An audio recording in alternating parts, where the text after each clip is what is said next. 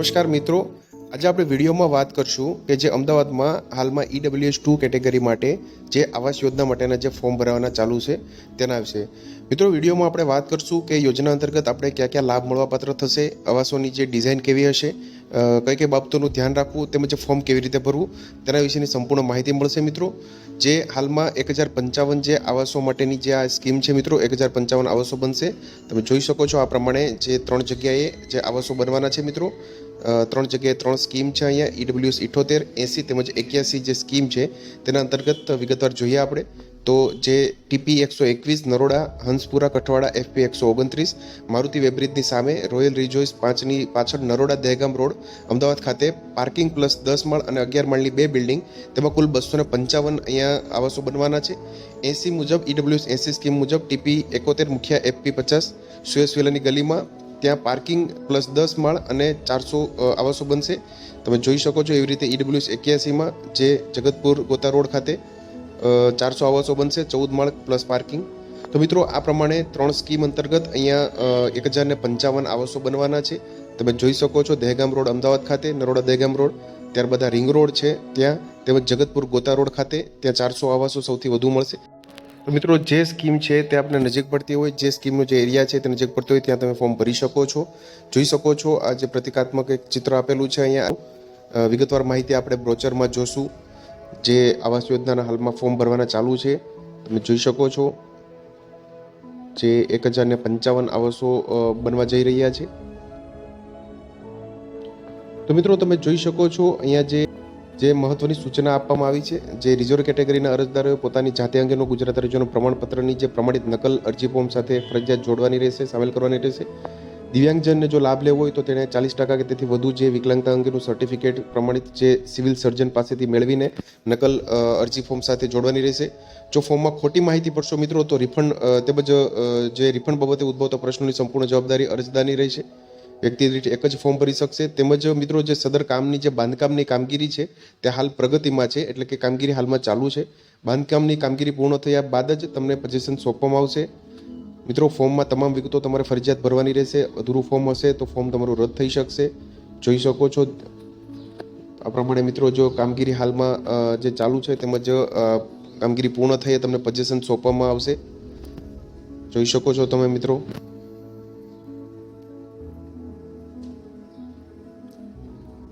આ રીતનું આખું જે એપ્લિકેશન ફોર્મ છે મિત્રો, તેમાંથી તમારે સૌપ્રથમ જે EWS એપ્લિકેશન ફોર્મમાં આખું બ્રોચર છે 14 પાનાનું, જેમાં EWS2 કેટેગરી માટે એટલે કે આર્થિક રીતે નબળા વર્ગના લોકો માટે પ્રધાનમંત્રી આવાસ યોજના શહેરી માટેનું ફોર્મ તેમજ માહિતી પત્રિકા આપેલી છે.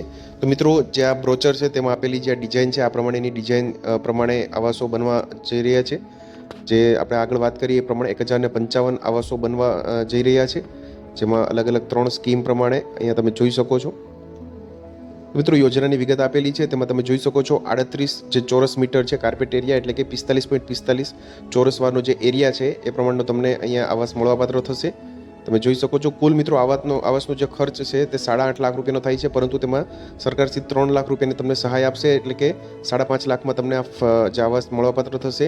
તેમાં મિત્રો 50,000ની તમારે મેન્ટેનન્સ ડિપોઝિટ પોઝિશન લેતા પહેલાં અલગથી ભરવાની રહેશે, એટલે કે મિત્રો તમારે 6 લાખ રૂપિયા કુલ ભરવાના થશે. અહીંયા તમે જોઈ શકો છો અહીંયા જે અલગ અલગ જે નોંધ આપેલી છે અહીંયા એ પ્રમાણે તમારે જે આ પહેલા નંબરની જે સ્કીમ છે મિત્રો, જે 78 નંબરની, તેના અંતર્ગત અહીંયા જે પ્લાન જે છે મકાનનો, જે આવાસનો પ્લાન, તેની ડિઝાઇન અહીંયા આપેલી છે. તમે જોઈ શકો છો ડ્રોઈંગ રૂમ છે 3x3.89 સ્ક્વેર મીટરનું. એ પ્રમાણે તમને કિચન મળશે. અહીંયા બેડરૂમ આપેલો છે, તમે જોઈ શકો છો 2.96x2.15 મીટરનું માસ્ટર બેડરૂમ આપેલું છે. ત્યારબાદ અહીંયા તમે જોઈ શકો છો કોમન ટોયલેટ આપેલું છે, ટોયલેટ આપેલા છે 2.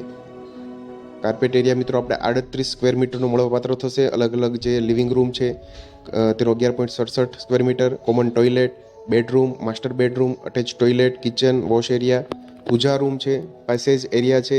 આવી રીતે મિત્રો તમને આખું સંપૂર્ણ જે સુવિધા સાથેનો અહીંયા આવાસ મળવાપાત્ર થશે. તમે જોઈ શકો છો 38 સ્ક્વેર મીટરનું અહીંયા તમને આ જે આવાસ છે મિત્રો તે મળવાપાત્ર થશે. જોઈ શકો છો અહીંયા સાઇટ લોકેશન આપેલું છે.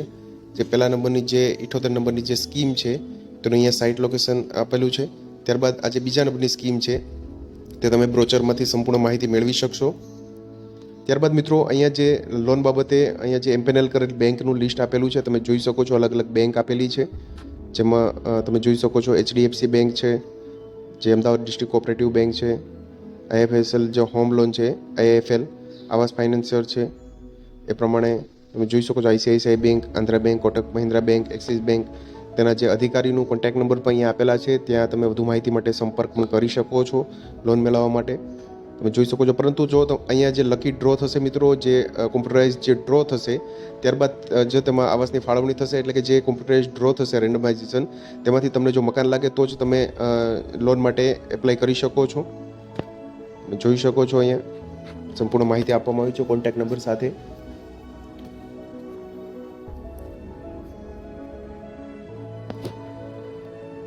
ત્યારબાદ મિત્રો અહીંયા અરજીપત્રક ભરવા માટેની માર્ગદર્શિકા આપેલી છે, તમે જોઈ શકો છો. જે આ ફોર્મમાં જો જણાવેલ કોઈ પણ માહિતી ખોટી હશે ઠરવામાં આવશે તો તમારી જે ફાળવણી છે તે રદ થશે મિત્રો, તેમજ કોર્પોરેશન દ્વારા ફોજદારી પગલાં પણ લેવામાં આવશે.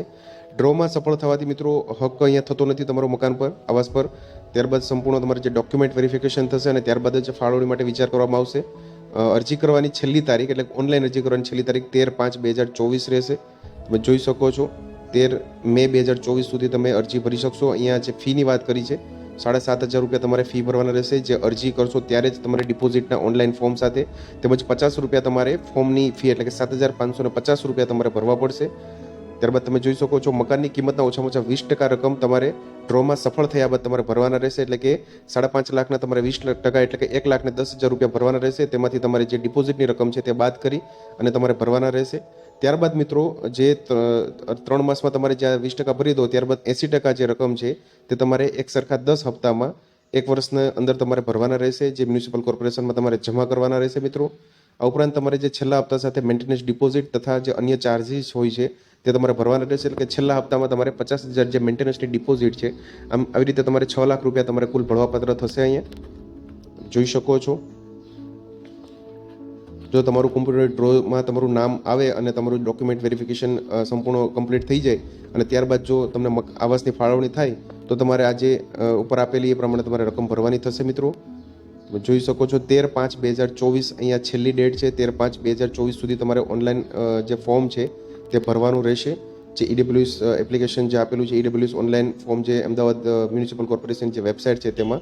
મિત્રો અહીંયા વાર્ષિક આવકની વાત કરી છે, 3 લાખથી વધુ ન હોવી જોઈએ કુટુંબની વાર્ષિક આવક, એટલે કે જે તમારા કુટુંબના સભ્યો હોય છે તેની વાર્ષિક આવક 3 લાખથી વધુ ન થવી જોઈએ. યોજનાની મુખ્ય વિશેષતાઓ અહીંયા આપેલી છે, તમે જોઈ શકો છો. આકર્ષક તમને એલિવેશન અહીંયા મળવાપાત્ર થશે. ભૂકંપ પ્રતિરોધક બાંધકામ, ગ્રીન બિલ્ડિંગ કન્સેપ્ટથી બાંધકામ થશે. વિટ્રીફાઈડ ટાઇલ્સ હશે, ફ્લોરિંગ, સેન્ડવિચ કોટા સ્ટોનનું અહીંયા કિચન પ્લેટફોર્મ હશે. Powder coated aluminium glass sliding Windows હશે. મુખ્ય દરવાજો હશે, બંને સાઈડ લેમિનેટ ફ્રન્ટ ડોરનો. કેમ્પસના રસ્તાઓ હશે તે પણ RCC હશે. પાર્કિંગમાં તેમજ તમામ જરૂરી જગ્યાએ પેવર બ્લોકનું પેવિંગ પણ કરેલું હશે. નિયમ મુજબ સ્ટાન્ડર્ડ કંપનીની લિફ્ટની સગવડ પણ મળશે મિત્રો. તમે જોઈ શકો છો પરફોલેટિંગ જે વેલ છે તે આવી મુખ્ય વિશેષતાઓ છે મિત્રો. આ પ્રમાણેની તમને વિશેષતાઓવાળી આવાસ યોજનાનો લાભ મળશે મિત્રો. તમે જોઈ શકો છો. ફોર્મ મિત્રો કેવી રીતે ભરવું તેના વિશેનો સંપૂર્ણ જે માહિતી માટેનો વિડીયો છે તે મારી YouTube channel government job info પર મૂકેલો છે, તમે જોઈ શકશો. અહીંયા આપણે શોર્ટમાં વાત કરશું મિત્રો કેવી રીતે ફોર્મ ભરવું તેનું. તમે જોઈ શકો છો મિત્રો. અહીંયા એક તમારે સોગંદનામું પણ એક અપલોડ કરવું પડશે, જે તમે ડાઉનલોડ કરશો. ત્યારબાદ તેની ડિટેલ તમારે ભરવાની રહેશે. આપણે જોશું અહીંયા કેવી રીતે તમારે ડિટેલ ભરવી તે. મિત્રો જે આવાસ યોજના બાબતે જે આપણે કોઈ પણ મૂંઝવતા પ્રશ્ન હોય તો તે બાબતનો પણ એક વિડીયો મેં મારી YouTube channel government job info પર મૂકેલો છે, તમે પ્લેલિસ્ટમાં જઈ અને જોઈ શકો છો. મિત્રો આ પ્રમાણેનું એક સોગંદનામું છે, તેમાં તમે જોઈ શકો છો હું સહી કરનાર સ્ત્રી અથવા તો શ્રીમતી, ત્યારબાદ તમારું નામ લખવાનું છે, તમારું ઉંમર, ધંધો, રહેવાસી તમે ક્યાંના છો, તાલુકો, જિલ્લો, ધર્મ, અને આ પ્રમાણે તમારે એક સોગંદનામું કરવાનું છે મિત્રો. પ્રતિજ્ઞાપૂર્વક જણાવવાનું છે. તો આ માહિતી ભરવાની રહેશે. ત્યારબાદ તમે નીચે જોઈ શકો છો તમારી જે આવક છે મિત્રો, જે વાર્ષિક આવક 2022-23 વર્ષની, તે તમારે 3 લાખથી વધુ ન હોય એ તમારે લખવાનું રહેશે. તેમજ કઈ કેટેગરીમાં તમે આવો છો એ પ્રમાણે તમારે માહિતી અહીંયા લખવાની રહેશે. તમે જોઈ શકો છો જે સંપૂર્ણ માહિતી અહીંયા ભરી અને ત્યારબાદ તમારે જે નીચે આપેલા જે સંપૂર્ણ જે મુદ્દા છે દરેક મુદ્દા તમારે વાંચી અને ત્યારબાદ જ તમારે આ જે સોગંદનામા પર નીચે તમારે સાઇન કરવાની રહેશે. તમે જોઈ શકો છો જે સ્થળ તેમજ તારીખ લખી અને ત્યારબાદ અરજદારની સહી અને અરજદારનું નામ લખી અને તમારે જે સ્ક્રીન જે PDF છે તે અપલોડ કરવાની રહેશે. જે ફોર્મ ભરો છો તમે ઓનલાઈન તેમાં તમે જોઈ શકો છો અહીંયા જે સોગંદનામું ફરજિયાત અપલોડ કરવાનું છે. સોગંદનામું જે ડાઉનલોડ કરી અને ત્યારબાદ તમારે તમારી જાતે ભરી અને તમારે જે સોગંદનામું છે તે અપલોડ કરવાનું રહેશે. જે આપણે જે ઓનલાઈન જે એપ્લિકેશન ફોર્મ ભરીએ તેમાં તો તમે જોઈ શકો છો મિત્રો, અમદાવાદ જે સિટીની જે વેબસાઇટ છે ahmedabadcity.government.in તમે સર્ચ કરશો એમસી ગૂગલ પર તો તમે આ રીતે જોઈ શકો છો. જે એમસીનું જે વેબસાઇટ છે તે ઓપન કરશો ત્યારબાદ તમે જોઈ શકો છો હાઉસિંગ પ્રોજેક્ટ નામનો ઓપ્શન છે અહીંયા આપેલો, જોઈ શકો છો તમે. નીચે જશો એટલે હાઉસિંગ પ્રોજેક્ટનો જે ઓપ્શન છે તેમાં તમે ઈડબ્લ્યુએસ એપ્લિકેશન ફોર્મ પર ક્લિક કરશો એટલે કે તમારું જે આ ઈડબ્લ્યુએસ એપ્લિકેશન માટેનું જે ફોર્મ છે તે ઓપન થશે. અહીંયા આપણે શોર્ટમાં જોઈ લેશું મિત્રો. વધુ માહિતી માટે તમે જે મારી યુટ્યુબ ચેનલ છે ગવર્મેન્ટ જોબ ઇન્ફો તેના પર સ્ટેપ બાય સ્ટેપ કેવી રીતે ફોર્મ ભરવું તેની સંપૂર્ણ માહિતી આપેલી છે, તમે જોઈ શકો છો. તો અહીંયા તમે જોઈ શકો છો તમારે સૌપ્રથમ કેટેગરી સિલેક્ટ કરશો, ત્યારબાદ આ રીતની સંપૂર્ણ માહિતી આપેલી છે તે તમારે ભરવાની રહેશે મિત્રો. કઈ રીતે ભરવી સ્ટેપ બાય સ્ટેપ સંપૂર્ણ ડિટેલ સાથે તે તમે જે મારી ચેનલ પરથી વિડીયો તમે જોઈ શકો છો. તેમજ જે આપની ક્વેરી હશે, જે મૂંઝવતા પ્રશ્નો હશે તે બાબતનો વિડીયો પણ મેં મૂકેલો છે તો તમે જોઈ શકશો મિત્રો. ત્યાંથી આ રીતે તમે જોઈ શકો છો તમારા સંપૂર્ણ ડોક્યુમેન્ટ જે નંબર સાથે તમારે પીડીએફ ફોર્મેટમાં 1 MB થી ઓછી સાઇઝમાં તમારે અપલોડ કરવાના રહેશે. જોઈ શકો છો અહીંયા મિત્રો. શરતો વાંચવાની રહેશે.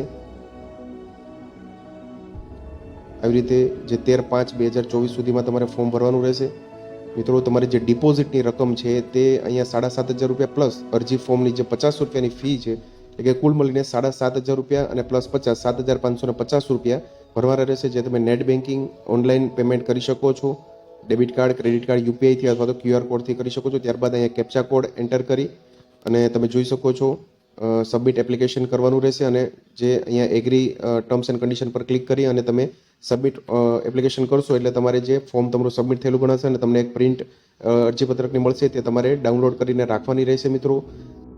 તો મિત્રો, જો વિડીયો પસંદ આવ્યો હોય તો લાઇક કરજો તેમજ તમારા મિત્રો સુધી શેર કરજો.